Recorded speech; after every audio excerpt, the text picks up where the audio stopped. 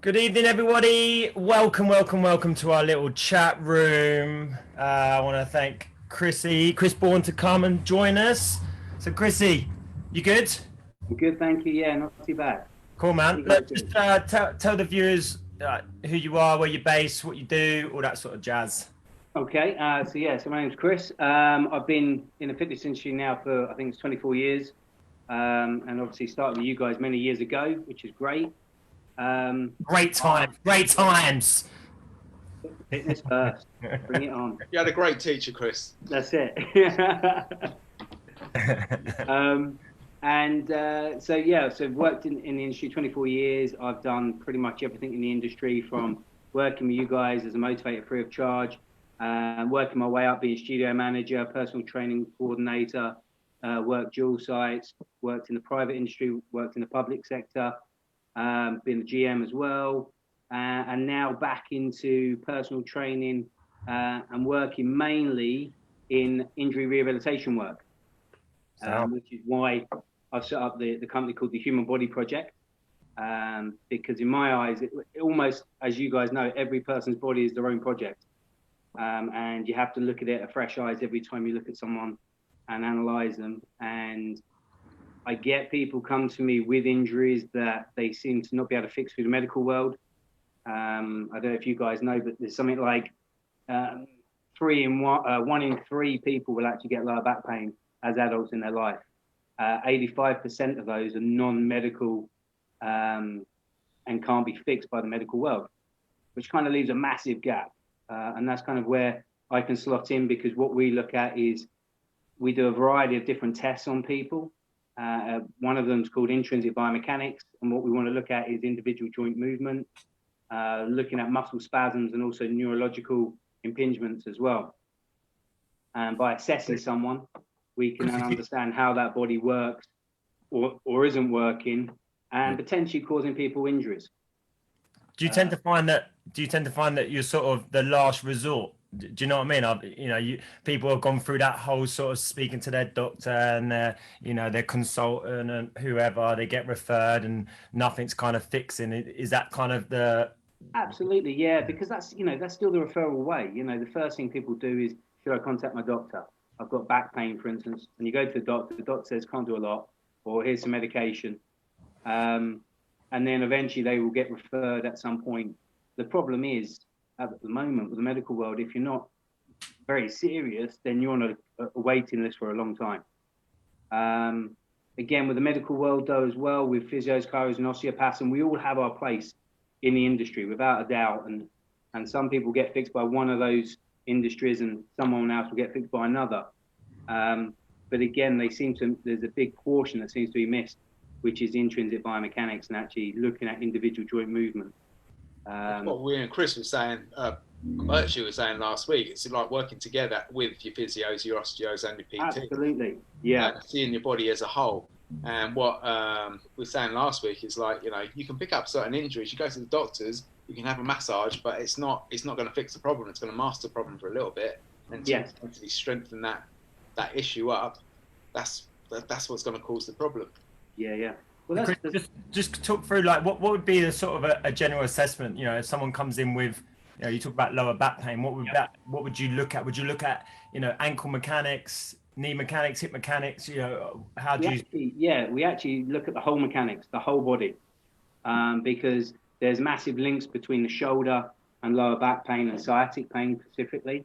There's obviously a huge amount of research around pelvic rotation. So if someone's got one leg longer than the other, as much as people think, oh yeah, that's normal. And if you go to a GP, GPs will say that's normal. Yes, a lot of population have got it. Is it normal? Is it right? No, and it shouldn't be. So we actually do a whole test on the whole entire body. Usually takes about 25, 30 minutes now on how quick we can get through the whole session. And then within that session, I obviously explain what we found so the client can really understand what I'm looking at and the reasons why. And you'll be amazed at the amount of links of people's injuries to the areas that we find problems. And then we empower the client by giving them certain exercises to start working on from day dot to start helping their body. Whilst they're doing that, we also look at things like manual therapy as well. So I do something called dry needling, which is a bit like acupuncture, but it's putting specific needles in the point of the muscle that's got a spasm in it. And also look at trigger point therapy as well, which is the same thing, just focusing on a specific area to loosen off, not the whole muscle like you would if you had a massage. Yeah. So we do a combination of those. And once we've done those, we pretty much find people start to come out of injury. Their lower back pain starts to disappear and go over a period of time. And it does depend on how long someone's been like that. You know, I've had great results that it's taken one session to release someone's back pain that they've had for 20 years. On the flip of that, it's taken sometimes a number of months to work with someone if they've been like that. I've got clients that have come to me after 35 years of injury. So it all depends. Everyone's absolutely different. And that's why I like the word the Human Body Project, because everyone is so different. Is it a couch-based assessment? Couch and standing. And then I also bring in the postural correction stuff as well. Obviously, postural correction is looking at whole body movement rather than individual joint movement. But I'm analysing all of it all at the same time to really get the best perspective of that person's body and why potentially their body's not functioning correctly, which potentially is causing their injuries and their problems. Obviously taking into account what they like do for a living, whether they're sat down for like 8 hours a day, you know, the habitual pattern of work and stuff. Yeah. Oh, without how do you find that, getting people out of that habitual pattern of, like, you know, if they've got a desk-bound job, what are you telling them to do? Walk around? That's it. Get moving. The great thing is with some of the biomechanical exercise that we give, you can actually do it sitting down as well. So what you can actually do, they're called anti-spasm exercises, or, you know, in the industry you might know them as MET, muscle release techniques. But giving people anti-spasm exercises, so even if they're sitting down, they can do some at work, which will release the muscle spasm. So a muscle can go into spasm after 20 minutes of being in the same position. Now, when we talk about spasm, we're not talking about a full spasm. For instance, whiplash being an acute spasm. You know, you've hit a car crash, you all of a sudden can't move your neck, and so on. What also happens for us is you can go to sleep, wake up in the morning, and depending on how you've lied, muscles will go into a spasm. So people get up in the morning, get an achy back, they start moving around, it feels a bit better. And then they find that as the day goes on, it does feel better. And basically what's happening there is some of the muscle fibers in a muscle is in spasm. And slowly, as they keep moving through the day, they're starting to release it. Well, we want to release it straight away. So by giving them certain exercises to do, you can take that spasm out straight away. And from as soon as they get up in the morning, then they can start moving better. Does that make sense? Yeah, I think that's a great way. As you know, obviously a lot of people are going to say that, you know, I've got a very busy time, you know, I haven't got time to do any release techniques or stretching. But the fact that you're implementing it into their normal, you know, they're sitting in the motor, or they're on the train, or, you know, they're at the desk or whatever, and they're able to implement it into their normal routine. You know, definitely something that I've seen is obviously more people have been at home desk bound, but having a stand-up desk and then having like a stability, like a golf ball or something underneath their feet to release the pressure on their feet, and just stuff that they would normally implement into their normal day, instead of like, oh, I've got to spend half an hour, you know, at the end of the day. You know, I think it's cool. I think it's good that it's implemented into their normal routine. Just a quick one, Chris. How did you find you know, obviously we've all been in the industry a long time now, and this is something we've had to develop over a time, where people come with us with injuries, and we've had to, you know, find trigger points, we've had to try to adapt, find out what's weak. How did you get to the Human Body Project? Sort of, you know, how did you go from where you were motivator to GM, then your PT, and now you're doing sort of more rehab work? How did you find yourself just focusing more on rehab work? One of the jobs that I had was working for a local council, which turned into a trust. And working with them, you had a massive variety of customers. And one of the biggest areas we worked on is things like GP referral, disability training, and things like that. And that was one of the things that I kind of headed up when I was there. So I had a lot of clients coming to me with lower back pain, injuries, medical conditions, and severe disabilities, wanting to exercise. So I kind of got into the passion of helping them. And, you know, I've been extremely fortunate that I had one client there that actually couldn't walk. He broke his spine, fell off some scaffolding, broke his spine. And I was working with him for a period of time, and we actually started to get him walking again on the treadmill.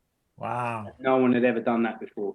So for me, that was a massive accomplishment. But the joy that I got from doing that was So something amazing. you find quite rewarding to do. Absolutely. And that's kind of where then I started to funnel through working with people with injuries or medical conditions.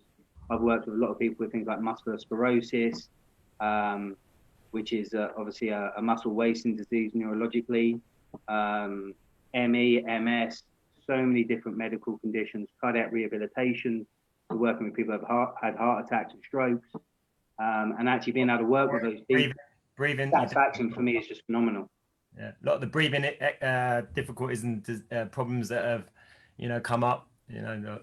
Absolutely. Yeah, I've worked with a lot of people with COPD, Yeah. which is airway problems. That's the word I was looking for, Chris. That's the one. Yep, that's okay. Yeah, and the satisfaction you can get from someone potentially, struggling to walk upstairs, breathing, to eventually being able to walk or jog a mile, it is. I don't know. For me, it was the best thing.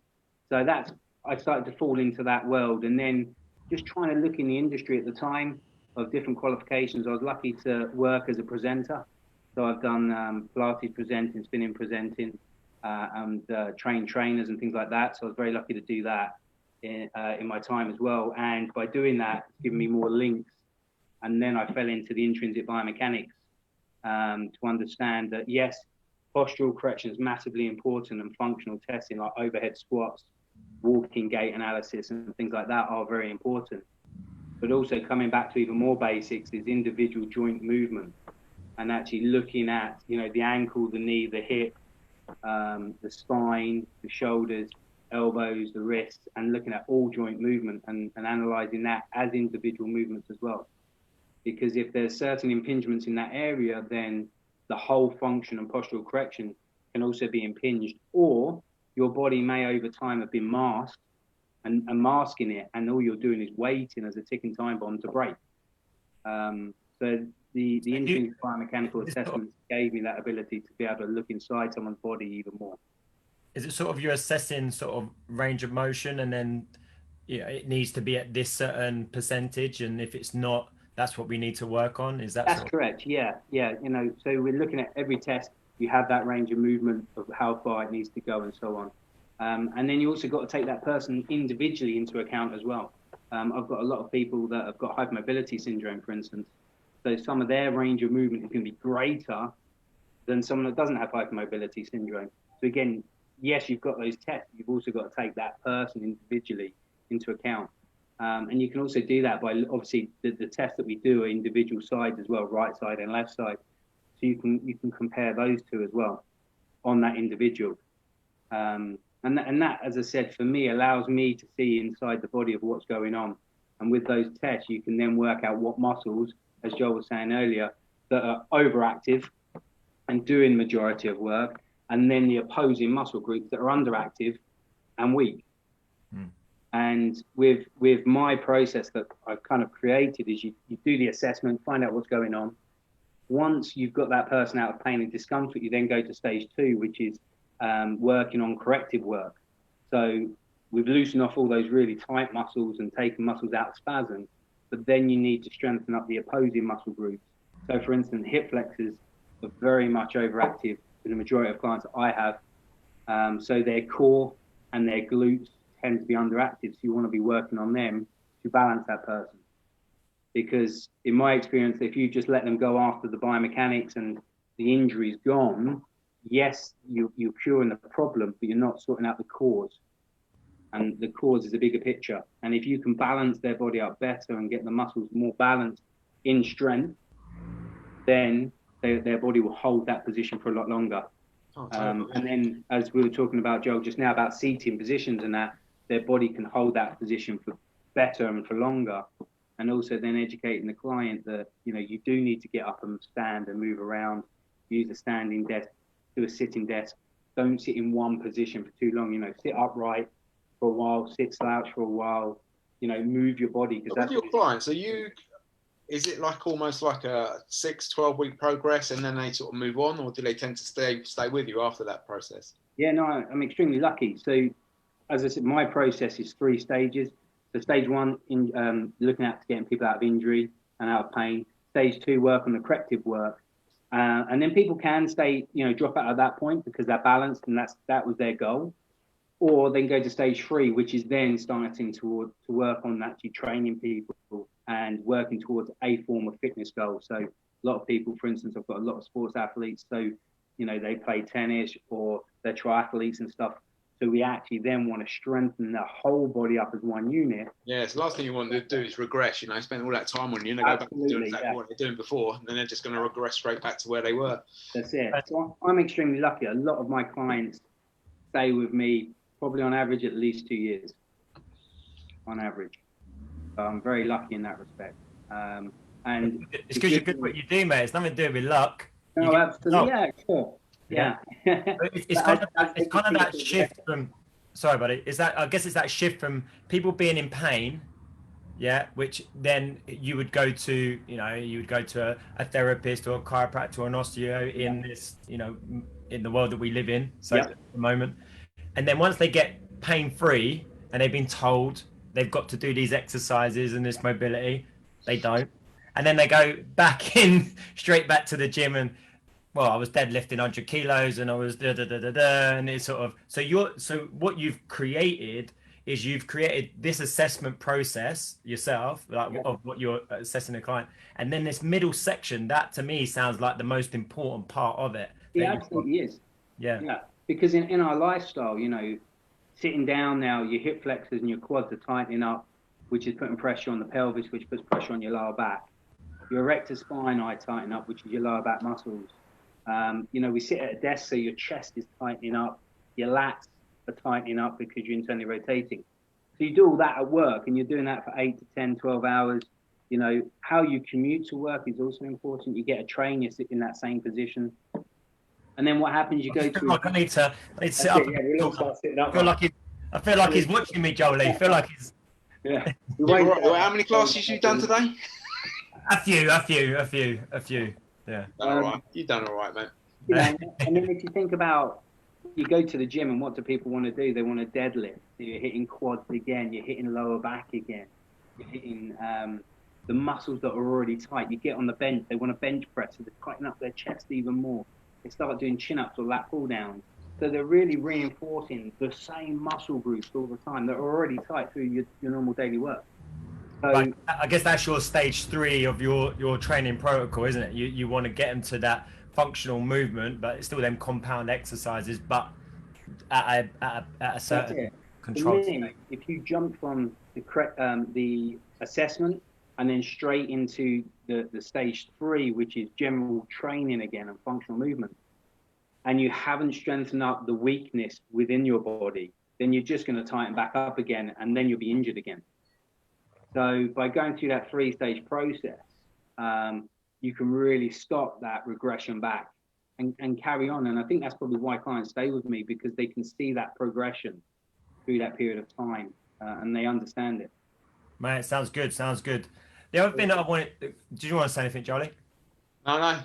The other thing that I wanted to kind of pick your brains at really was, I know that you were in the whole sort of teacher training side of things with training. I know you did your Pilates stuff, but you also did trainers, which I think is at the moment that's all that's online at the moment, become an online trainer sort of thing. But we were going from that generation of face-to-face training, which I'm still what we're kind of talking about. So I want to have you pick your brain on what you think has happened through 23 years of us all training, the level of trainers that are coming through. Now, don't get me wrong. I think, if I learnt to drive, I'd go with the cheapest instructor as long as I learnt the skills. I learnt to drive, and then you learn to drive. You're out in the world and you educate yourself on, how to drive. And I think that's kind of the same in relation to PTing. It seems like, and tell me if I'm wrong, that people are going through a cheaper option of getting qualified, but never really forwarding it on with their education. Would you agree with that? Yeah, I think, one of the biggest things in the fitness industry, I feel, is that there's so many training providers out there now. And there's nothing stopping me or you guys buying an education license and then setting up, the gym academy training, and then starting your own business and training trainers. There's nothing stopping you to do that as long as you follow the right protocol. Was there ever a protocol? Was there ever sort of a governing body that stopped that from happening? Yeah, there is a governing body within the fitness industry, so you have to follow them without a doubt. But everyone's following them, which is great. And what's happening for me, I feel like the industry, the training providers out there, there's so many, and who do you choose from? So the only thing you actually have to choose from is cost. Yeah. Because that's the only thing that's different from one company to another, because we're all pretty much putting the same information in there because there's a certain standard. So you are going for cost at the minute. And I feel the problem with cost is because they've had to bring their cost down to compete with each other, then they've had to take certain stuff out of the training compared to when we used to train. And we're actually getting qualified and training a lot easier than actually harder. You know, there's something like 3,000 new trainers now. I think that's either every 6 months or every year. That's a huge amount for our industry. And then again, when you just qualify, what makes you different to anyone else? It's just your price. So I feel like... how many followers you got on Instagram? No? Oh, yeah. Without a doubt, definitely. Well, how nice your bum looks in hot pants. We all know Chris looks great in hot pants. Does he? You don't need to bring that up on this show. Do you know what I'm saying? You don't need to bring that up on this I show. don't think you fit them anymore, do you, Chris? What's that, hot pants? Yeah. Well, maybe that should be next week's show. Maybe in next week's show. Maybe I'll pull that out for next week's. Yeah. But no, going back to that, that whole conversation, at the day when me and you, Bourne, used to, first start out when we were in our 20s, we were motivators. We were at the bottom of the barrel. We were cleaning equipment, learning how the gym floor worked, how you talk to people, how, bits of kit go together and layouts of gyms and meeting people to come through the door and, how do you talk to them and understand, we had, thanks, Mum, for building us a good foundation of, knowing everyone's name that came through that door. And you didn't have to remember them. As they scanned in, it was on the screen. Like, hello, Tracy. Hello, Terry. Whoever it is. Like, I think that's part of training. Yeah, the physicality and the mechanics of how the body works. You can do that through the course, but I think you understand it. And then having people like you, Jolie, that obviously showed us the ropes and obviously. Yeah, but it's important that we were lucky, me and you, Chrissy, that we had a good foundation to put us through that ranks. And I think it's like any apprenticeship. Like if I talk to my dad or other people that have done mechanical apprenticeships, you start from the bottom and you're making the tea. You're doing the rubbish jobs, the shitty jobs, and you have to earn your way up. Yep. What I don't like is people coming through the ranks after a 6-week course and then they're there. Yeah, we do 6 weeks and they're the same level as anybody. Like we've had over, slightly longer, a few years more than you, only a few. Yeah, a few years. But they're the same level you do straight away. Nobody can see a differential between a PT that's been in it for 23, 24 years or someone's done a 6-week course last week. It's still a PT. I think that's what's hit the nail on the head, isn't it? At the moment, the quickest course to become a personal trainer is 6 weeks. Right. And do you know what? The cheapest price I've seen, and this was actually through Groupon, was £29. Shut up. Become a level 3 personal trainer from nothing to a level 3 personal trainer. And I think the biggest problem is our consumers, our clients, our customers out there don't know the difference. And what I mean by that is all they hear is you're a personal trainer. Well, Chris is a personal trainer. So is Bob over here who's just qualified. And the only thing he looks at is price. And I suppose they're not going to make it too hard for you because nobody would buy it if it was too hard, would they? What, to become a trainer? Yeah, I mean, if you got a course for $29.99, but everyone kept failing it every time, nobody's going to take it up, are they? Well, this is it. Yeah, this is the thing, isn't it? I think that comes down to tutoring, though, doesn't it? When I was a tutor, your success was delivered on how well your students did. Yeah. And if someone was falling behind slightly, you work harder with them so you get them back up to the same level. And I feel like that's the same that should happen in schools as well. We shouldn't just don't worry about little Johnny because he's right behind and let's go on with the rest of the class. Actually, we need to train little Johnny better, harder, I'm giving more support to get him up to the same level as everyone else. So, I mean, going forward after, because look, this is going to continuously happen. And Kate, my wife, she did a 6-week course to become a trainer. But what I think going forward is that these guys that then start involving themselves within an academy or with a company to learn how that business functions, how you meet and greet customers, how you do follow-ups, how it's all them little tiny pieces, making sure the gym floor is clean, tidy. It's that whole service that you're trying to provide. It's not only that. I mean, it's more that is part of it. But as you say, if you've got someone like coming to Chrissy that's got 1,000,001 injuries, and someone just goes, right, we're going to do squat and bench today. I mean, what are you paying a trainer for? All right, so then let me say this to both of you. How if we were the governing bodies, what would you do to grade people? Would you do it on age of training? Not age as in yourself age, I would do it as age of training. Like how would you qualify yourself as a different level to other people? I mean, you've already got the A-level system in place, haven't you? Level 2 gym instructor, which pretty much now is non-existent. Which is when you and I started, Chris. Yeah, that was there. I remember doing a level 1 gym instructor course. Yeah. That's disappeared pretty much now. Yes, you can still do it, but every gym's looking for a personal trainer minimum level, which is level 3. And then you've got level 4, which I think at the moment in my head, there's only about 4 courses that are level 4 course. Cardiac rehabilitation. I think there's an obesity course, a cancer course, and one other level 4. And then it's kind of stopped there. And actually, I feel like there needs to be more. There needs to be more courses above that. There's no reason why you shouldn't do a personal training qualification. Lots of qualifications after that as well, and TBD points and everything. And actually, eventually, maybe getting a degree in it. Why do we stop? Why does the education stop when actually there's so much to learn about the human body and how we progress that? Well, that's the thing. Like, I did GP referral as well. But if you're seeing people who's just recovering from a heart attack, and they said, just go and see your PT. I mean, if you've got no experience in dealing with people who've just had a heart attack, it's a recipe for disaster. Got someone done a 6-week course, and then they're right, you've had a heart attack. Right, okay, let's squat. Yeah. Well, we're lucky in this country that kind of suing is definitely not a culture, but obviously in other countries it is. And I think, as trainers, yes, they should say, no, I can't take you on. Yeah. I'm certainly sure that doesn't happen. I'm sure some people do it. I certainly do it. If I feel like I've got a client that I need to refer to a physio or a chiropractor back to the GP or even contact their specialist surgeon and stuff, which I've done in the past, I've got no issue with doing that and being honest and open with that with the client.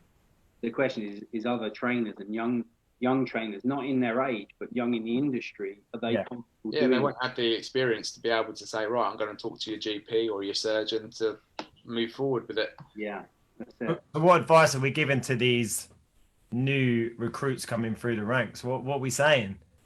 We saying that they need to... So we got a few young guys working at the gym with us, and it's their enthusiasm for the job. They're willing to learn. They're willing to hang around, see how we train people. Those are the trainers you want in the industry, but not wanting you £60 an hour straight away. I've done my 6-week course, right, Bush, I want my £60. It's those people that are craving the knowledge. They're willing to spend their own money to go on GP referral courses and any other course they want to do. Okay, so what about consumer? I know we're kind of coming off topic, but what I think is important, these guys are going to go back to the gym next week, or they're looking for a trainer, they're looking to get healthy. Yeah. What advice can we give us three to consumers out there that know the difference, distinguish the difference between that? I think one of the biggest things is, in 24 years of being in this industry, I've only ever been asked twice my qualifications, right? So, when you get a gas safe person to come and work in your house and do gas, they have to be gas registered, or back in the old day, Corky registered, We all know that. No one knows what people need to be in the fitness industry as a consumer, as a client. They don't know that there's different levels or different skills and different qualifications and so on. So I think, you know, there was one company that tried to do that, but they never actually got it out to the consumer. So no one knows about that. And I think that would be the biggest thing that I would say is go to these trainers, talk to them. You know, yes, you're going to a trainer, and majority of people at the moment going to a gym is probably weight loss, but actually ask them for some references. Ask them, well, how well have you done with this person and that person, and so on. And maybe even talk to their clients. Don't just take, you know, the trainer's face value. Talk to their clients as well. Yeah, testimonials. I think that's another good thing. Yeah, not you're going on a trip advisor, but that sort of, maybe we should have a trainer advisor. Maybe that's well, what we should have. You know, we spoke before about it, you know, but if you look at things like hairdressers, for instance, you know, you've got a senior stylist, and you pay a price for them, and you've also then got a trainee, for instance, and you're working between those people. And as a customer, you go, well, who do I want? Do I pay cheaper and go for that, but I might not get the right cut? They might cut it wrong and so on. Or do I go for a more expensive senior stylist who knows what they're doing, but I'm paying more? And I think almost the fitness industry is very similar to that, but the consumer doesn't know that. And sadly, we're all put in the same barrel and we're just all called personal trainers. Rather, you know, it's a bit like saying, I'm going to go and buy a new car. Great, but there's many different types of cars now. Same for personal trainers. The problem is, it's not broken down for the customer that's out there. Does that make sense? Yeah. It's almost like the person that's a bit savvy with the marketing is the person that's going to get the clients, which is, you know, that's just business. Yeah. I was recently, I think it was on an Instagram feed, I saw a person advertising with all these transformations up. So the pictures, you know, this is my, whatever you say, testimonials. They're a picture of my bloody clients. No. Yeah. No. This is one of the biggest problems, isn't it? With that wasn't me, was it? You can see them all. But I think this is one of the biggest problems with social media. And that, you know, there's no issue. You can, you know, take someone's picture and stick it on your own thing. People will be like, oh, look at that. Or, you know, I've heard the photoshopping. You know, you get a photo, you shop it, you shrink that person down. They look 10 times smaller than they did in 12 weeks, which I find fascinating. You know, to get a body from this to that in 12 weeks. Wow. You know what? You can. I think there's some people can do it. A certain level of enhancement that might help the situation. Chris. Level of lots of different things. But look, I think that's great advice. I think, you know, for people out there looking for a trainer, I think definitely right. Ask for their credentials. Ask for, you know, what actual qualifications does this person have? Are they insured? Yeah. You know, that's a major thing that I would definitely consider. They should do if they're working at a particular center. And yeah, ask for, you know, testimonials or ask other clients. Yeah, generally we've been in the industry that long. Most of our clients come from referrals. They come from other people now, don't they? They, you know, you don't generally get, you know, you do now and again, but I think most of the customers that you get are constantly from other people that have gone, oh, you need to go and see Chrissy, or you need to go and see Jolie, you know, because this has happened and But yeah, I think that's good advice, mate. Good advice. So we just basically need to put a new course together. Is that what you're saying, Chrissy? That's it. A new course together. A new PT course together. To make a governing body is what we're saying. We're making a governing body. Do I have to wear my hot pants? Always. I think kind of COVID has shown this industry, we actually don't have a major governing body. We have bodies, but there's a couple of different bodies, and not everyone's involved in all of those bodies, but actually there's not one proper governing body that says, this is what we're doing. This is how we should do it, and away we go. And I think the fitness industry is a shame because it's such a professional industry in respect of how qualified we actually do need to be to deal with different people. You know, if someone's got diabetes, you need to be trained to be able to deal with people with diabetes, and so on and so forth, you know. And we've got to educate for everything we do, but yet we're not professional. You know, 24 years. What would you say, Chris? Later. You were saying that one of your clients goes out to New Zealand for business. One of my people in the industry. Yeah. So you were talking about Australia was, you know, 5 times ahead of years advanced on fitness, and you know, why do we have to go to these other countries to be up to the same par? You know, Absolutely, yeah. You know, we should be there. You know, at the top, leading it with some of these countries, without a doubt. And I think that's, to me, that's where we fail slightly, and that comes down to us as our own individual selves. That yes, we're qualified and we now can call ourselves personal trainers, but actually, it's how you then take that further forwards, and actually how you then improve yourself with your self-education. But I also feel like that should be really open up to every door, every trainer in the industry, and encouraged to progress on through that industry.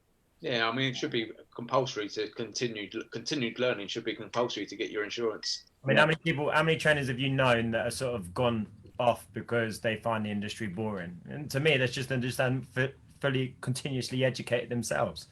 And this industry ain't boring. You just need to learn more. Yeah. No? Well, this is it. Yeah. You know, it's huge. It's massive. You know, you've got to learn about the human body and stuff. I think the only thing I feel is once you've been in the industry for so long, as we have, you do get to a bit of a sticking point in this country. And as you guys have, you know, you have to go off to other countries to get more qualifications because you hear this person's doing really good stuff in this country.